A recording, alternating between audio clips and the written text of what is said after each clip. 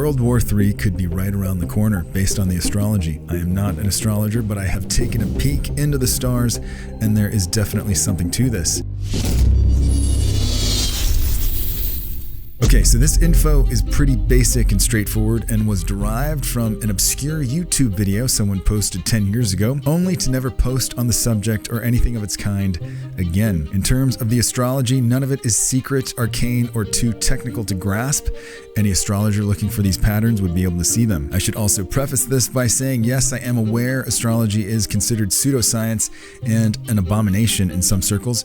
But after taking a look at my own natal chart with some tools of the trade and being blown away by the stunning accuracy, I believe this is at the very least worth a few moments of your time and contemplation. So taking it from the top, in layman's terms, a horoscope chart consists of a circle divided into 2 halves, 4 quadrants, and 12 equal sections that represent the 12 signs of the zodiac and different aspects/elements of our lives. All the planets and celestial bodies factored into the chart represent some aspect of personality, some philosophical ideal, some action, or some state of being, a broad range of things. These celestial bodies are also considered to be either benefic or malefic, good or bad, positive or negative. This is their terminology. For example, and this will factor profoundly into this presentation, the planet Neptune, a malefic planet, on the positive side is associated with dreams, ideals, magic, inspiration, and spirituality.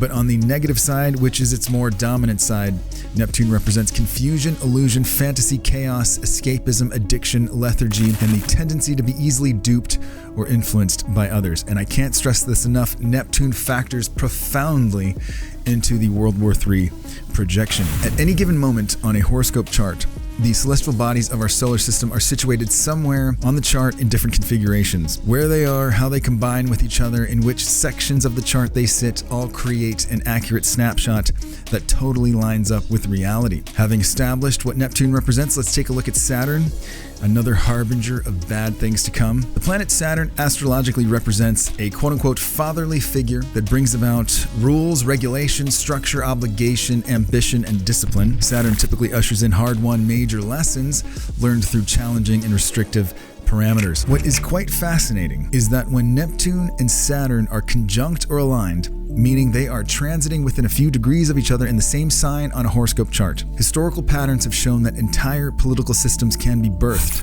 What's even more interesting, or perilous depending on your position, is that Neptune-Saturn alignments often rule the political philosophies of the left, as in liberalism, socialism, and communism. And what's worse is that this conjunction also tends to manifest leaders that lie and who are deceptive, essentially leaders eager to cheat, steal, and enslave. The Neptune-Saturn conjunction is also associated with insecurity, confusion, self-doubt, and guilt. It can usher in a time of fear and uncertainty and also be the harbinger of karmic justice. Under this influence, the safety of structure, routine, stability in life, work, and relationships can come crashing down. Negativity and pessimism also tend to take control during this particular transit. In terms of the perfect historical example, not only were Neptune and Saturn exactly aligned during the ascension of Hitler and the Third Reich, Neptune crossed into Libra on the day of the autumn equinox in 1941, forming a perfect alignment with the Sun, as it always does when crossing over the equator.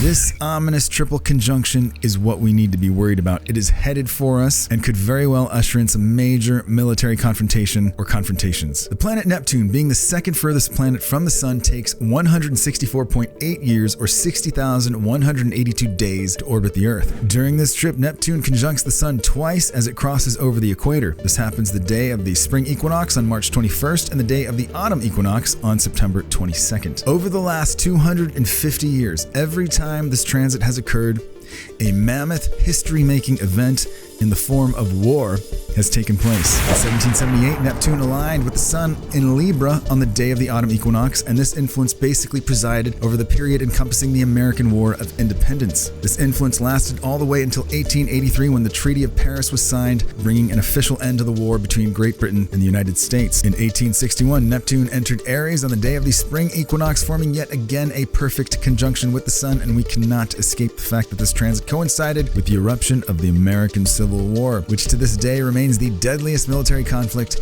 in American history. In 1941, as we just discussed, Neptune crossed into Libra, aligning with the Sun on the day of the autumn equinox, in direct correlation to the rise of Hitler and the National Socialist German Workers' Party, and joined Saturn to form the dangerous triple conjunction we've been speaking of. Now, what did we get from this menacing conjunction?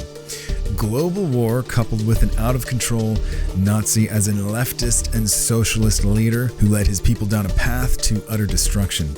Also keep in mind that though war was first declared in Europe in 1939, it wasn't until 1941 when Japan attacked Pearl Harbor that the fighting exploded into a world war. In 2024, on the day of the spring equinox, which is again March 21st, Neptune will enter Aries and form another conjunction with the Sun, essentially the same alignment formed in 1861. Basic pattern recognition shows us pretty clearly this could potentially be a time when much of the world will once again enter the Danger Will Robinson zone. And not only that, the period between 2024 and 2026 will be heavily under the influence of the Neptune, Saturn, and Sun triple conjunction. The astrologer who originally posted this information, and again back in 2011, was convinced the most likely flashpoint for this future confrontation would be in the West Pacific and involve China invading Taiwan. This is alarming and incredible because here we are a decade later, and this very scenario has been buzzing headlines. Chinese jet fighters have been buzzing Taiwan's airspace. U.S. troops are now in Taiwan assisting with training and prep, and Taiwan's leaders have come out repeatedly in the recent past warning that the threat of an attack is growing by the day.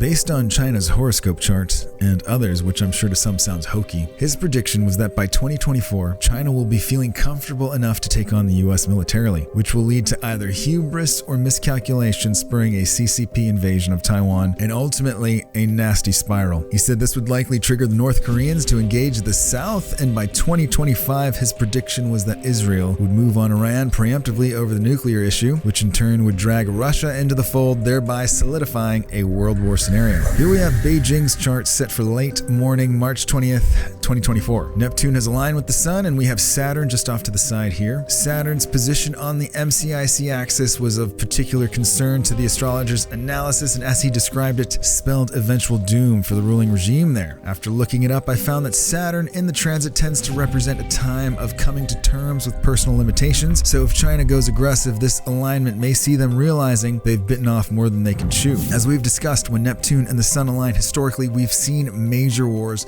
along with a general atmosphere of confusion, illusion, lies, missteps, pessimism, insecurity, negativity, and self-doubt. And when Neptune, Saturn, and the Sun align, you essentially get all that plus Hitler. We can only hope that this is all nonsense. Moving to 2025, here we have Tehran's chart on the left and Moscow's chart on the right. In both charts, we see the usual suspects, the dark trinity of destruction, but joining Neptune, Saturn, and the Sun, we now have the North Node. Could this possibly be an omen of good fortune?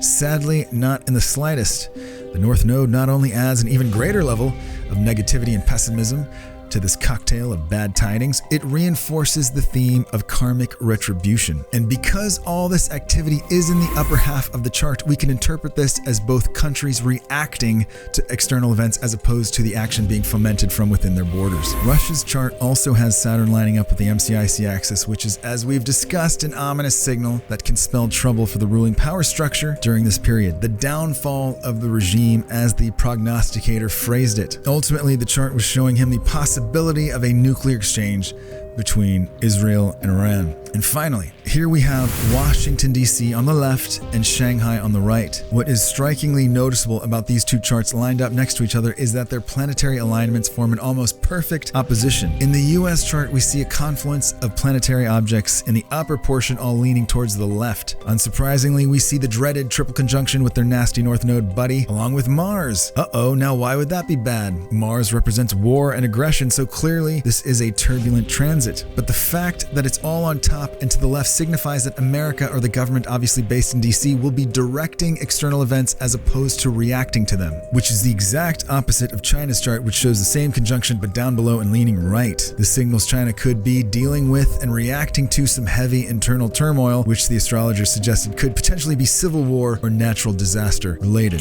So there you have it. The 2-year period between 2024 and 2026 is looking very, very dicey. And the question really comes down to how much free will do we really have, as humans. If I wasn't so blown away by the accuracy of my birth chart, I wouldn't be here presenting this to you. Obviously, we have the freedom to choose coffee or tea, beef or chicken, but where our interests lie, our philosophical inclinations, how we approach relationships, what we end up pursuing professionally, I'm really not so sure how much free will we actually have anymore. It's as if the chart configurations are essentially the backing documentation to a story that's already been written. The last 3 times Neptune aligned with the Sun, the world saw major upheaval. So can we beat this transit?